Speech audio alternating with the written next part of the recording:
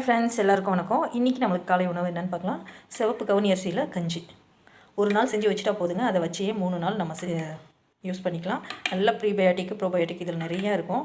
இதில் வேணும்னா நீங்கள் வெங்காயம்லாம் கட் பண்ணி போட்டுக்கலாம். நான் இன்றைக்கி ப்ளைனாக தான் எடுத்திருக்கேன். தயிர் மட்டும் சேர்த்துருக்கேன். நல்ல தயிரும் உப்பும் போட்டு கரைச்சி வச்சுருக்கேன். இதோட ஒரு காய் எடுத்துக்கோங்க. இன்றைக்கி நான் வெள்ளரிக்காய் எடுத்திருக்கேன். லோ கேலரிஸில் இருக்கிற ஒரு வெஜிடபிள்ஸ், நல்ல நீர் சத்தும் இருக்கிற மாதிரி இருக்கும்.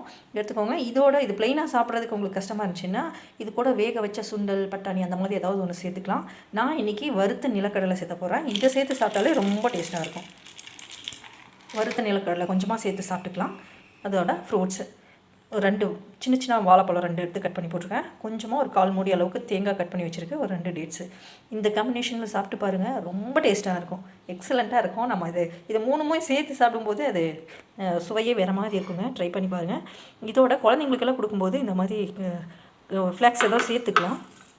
இது மில்லட்ஸோட ஃப்ளாக்ஸ் தான். ஸ்வீட்டாக இருக்கும். இதை மேலே கொஞ்சமாக தூவி கொடுத்தீங்கன்னா க்ரன்ச்சியாக இருக்கும். இதுலேயே நட்ஸ் எல்லாமே மிக்ஸ் ஆகிருக்கும். இந்த மில்லட் ஃப்ளாக்ஸ்லேயே பாருங்கள், பாதாம் எல்லாம் சேர்த்துருக்காங்க. ட்ரை கிரேப்ஸ் இருந்துச்சு. சோளம் இந்த மாதிரி சிறுதானியம் வச்சு பண்ண ஃப்ளெக்ஸ் தான். இது ரொம்ப நல்லாயிருக்கும். குழந்தைங்களுக்கு கொடுக்கும்போது இதை வச்சு போட்டு கொடுத்துக்கோங்க. க்ரன்ச்சியாக சாப்பிடும்போது இன்னும் டேஸ்ட்டாகவும் இருக்கும். சேம் டைம் அவங்க விரும்பி சாப்பிடுவாங்க. இந்த மாதிரி ஒரு பவுல் ஸ்நாக்ஸுக்கோ பிரேக்ஃபாஸ்ட்டுக்கோ எதுக்கு வேணாலும் நம்ம கொடுத்துக்கலாம். ரொம்ப ஃபில்லிங்கான ஒரு நியூட்ரிஷன் ரிச்சாக இருக்கிற மாதிரி ஒரு ஃபுட்டாக இருக்கும். பேலன்ஸ் டயட்டாக இருக்கும். இதுலேயே தயிரும் சேர்த்துருக்கோம்.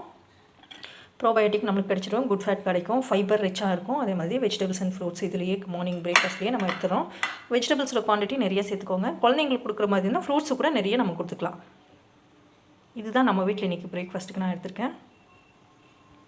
குக் பண்ணாமல் ஈஸியாக சிம்பிளாக நம்ம சாப்பிட போகிறோம். சேம் டைம் ஹெல்த்தியாகவும் இருக்கும். சாப்பிட்றதுக்கு ரொம்பவே டேஸ்ட்டாக இருக்கும். கண்டிப்பாக ட்ரை பண்ணி பாருங்கள் ஃப்ரெண்ட்ஸ். தேங்க்யூ ஃபார் வாட்சிங். Thank you friends.